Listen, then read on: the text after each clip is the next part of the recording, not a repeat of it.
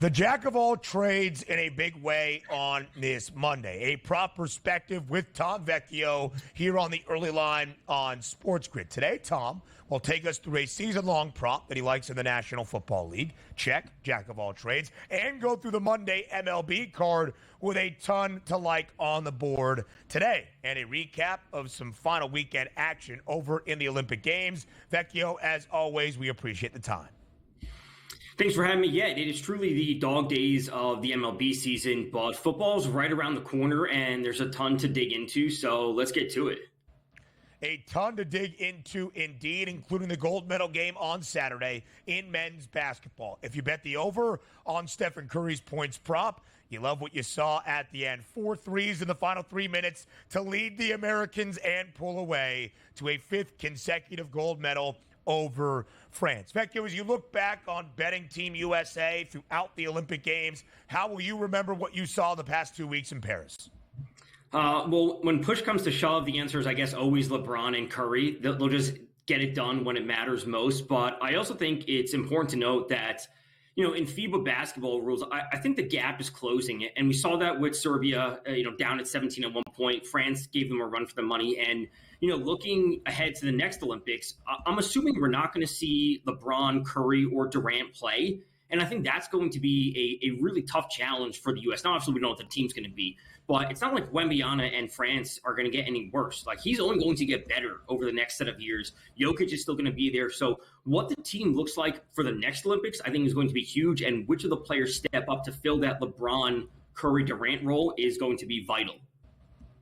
It is going to be vital, too. And also, you're going to have no shortage of players that are going to want to play in Los Angeles in the Olympics on home turf. Should be fun to play out. Let me ask you this question, Tom, because, every 4 years we get a taste of international basketball, per se, that we all like to watch and enjoy. Shorter quarters here, much more physical game. Talk to us about, just take a look at the NBA and how you get the foul calls in the international game. You don't. Did you like that style of basketball that they played throughout the Olympics? I do. I prefer that style, a little more physical. I grew up watching the old Big East, so that's the style of basketball I played. That's the style of basketball I was taught. So I enjoy seeing that. Playoff basketball is the best, and that's what I want to see all year round. That's never going to happen, but that's what I prefer. Ain't no foul merchants in the old Big East. And we see that in FIBA rules European basketball throughout the Olympic Games. And the United States makes those adaptations when necessary. 5 consecutive gold medals. Vecchio, the Olympics come to a close. Week number 1 of the NFL preseason with a regular season on the horizon. Here we are during training camp, getting some glimpses during preseason. And let's highlight some season-long receiving yards props. If you're looking around the NFL and you had to highlight a wide receiver, who would that name be and what's the prop? That's going to Michael Pittman for the Indianapolis Colts and over 5.5 receiving touchdowns. It's sitting at plus 108 now. We look back over the first 4 years of his career. He has 15 total receiving touchdowns. So getting to 6 when he has 15 total, there's obviously a lot going on. First off, he's had 7 different quarterbacks throwing him the ball in the first 4 years of his career. Phil Rivers, Carson Wentz, Matt Ryan, Sam Mellinger. We had Nick Foles in there, Gardner Minshew, and Anthony Richardson. So there's no surprise to see a little bit of inconsistency overall. But in the last 3 years, he's been over 900 yards once, over 1,000 yards twice. And in 2 of the last 3 years, he was in the top 20 of the league among wide receivers when it comes to red zone targets. We also see this year that PFF has the offensive line for the Colts as the 6th best. So we have great underlying metrics, a high target share, high red zone target share, high usage. He's just not getting the touchdowns because they're variable because of the quarterback play. So a full year of Anthony Richardson developing behind a great offensive line should put Pittman in a spot to have a career year and hit 6 touchdowns and hit the over at 5.5. The offense was very good last year under Steichen and a non-mobile quarterback. Now you get that mobile quarterback. The last time Steichen had that mobile quarterback for a full season was Jalen Hurts in Philadelphia, and they absolutely moved it, and the wide receivers were fantastic. Let's keep it moving to Major League Baseball today. Pittsburgh and San Diego. One team looking good for the playoffs now. That's the Padres. One team leaking oil. That's the Pittsburgh Pirates. If you look at today's action, a updated number of minus 164 as a price point as a favorite for San Diego, and a total 8 across the board. Another loss piling up here for the Pirates here, Tom. I have a tough time backing the Padres, and it's not because of the number. Joe Musgrove's making his first start since May 26th, and everything that I could find, he pitched about 60 pitches or so in a minor league rehab start. I also have trouble taking the Pirates just because their offense can be so inconsistent at times. And I'm not expecting Musgrove to be in there for a long time, but the Padres bullpen has been so good. They have a 3.80 xFIP, which is the sixth best in the league. So the Pirates, maybe they're just at this long road trip. They're just getting to the end of it and they know that they're out. I can't possibly back them, but I also don't want to back a pitcher coming back for the first time in 2 months. So San Diego has won 16 of its last 19 games. The Padres 66 and 53. The Diamondbacks red hot. They've won 15 of their last 18. They are also 66 and 53. And the Dodgers top the division.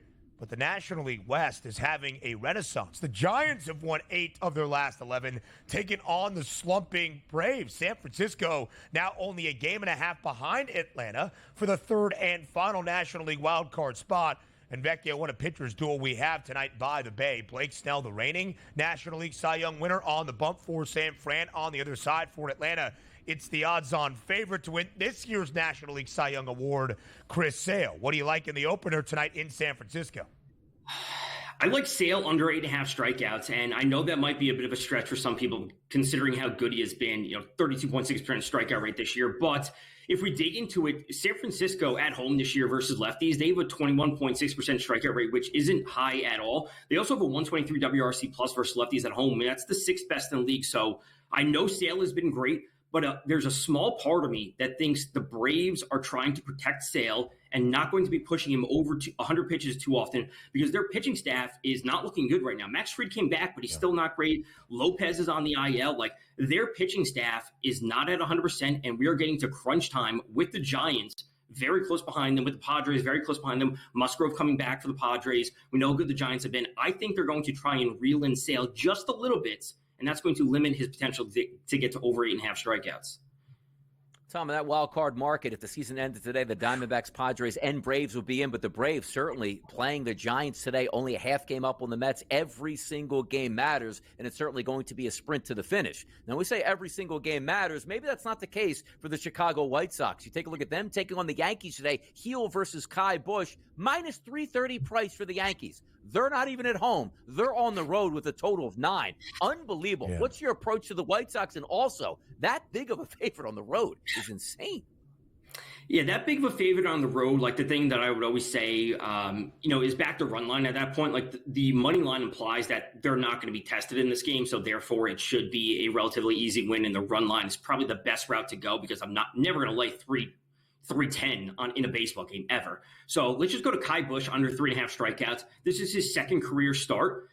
We look to some of his minor league numbers. He had 11.8% strikeout rate in AAA this year, very small sample size, 10.1% strikeout rate in AA earlier this year, and 11.6% strikeout rate in AA last year. He also struggles with walks. We have a red-hot Yankees offense and a pitcher we can't possibly trust to do anything. And if the fly balls get going at a guaranteed rate field, which is also a good hitter's park, it is going to be a short outing for Kai Busch. Grady Sizemore, not off to a great start as the interim manager for the Chicago White Sox, but really nobody is. The White Sox have now lost 3 in a row, a historic streak maybe building once again. Vecchio, quickly here, final play of the day, a 22-game hit streak came to a close yesterday for Vladimir Guerrero Jr. Does it get back on track with a new streak starting today? Yeah, he gets right back to it today. Let's go to 2+ total bases at minus 125, 155 WRC plus and 388 WOBA going up against righties. He's facing Davis. Daniel has given up a 563 slugging to righties and 1.74 home runs per 9. So keep it simple with Vladdy getting back on track. I like the look there for Vladimir Guerrero Jr., one of the few bright spots for the Blue Jays this year. They lost their weekend set to the A's, who are 20-13 since July 2nd. Keep an eye on Oakland. Tom Vecchio, we appreciate the time. Thanks for being here.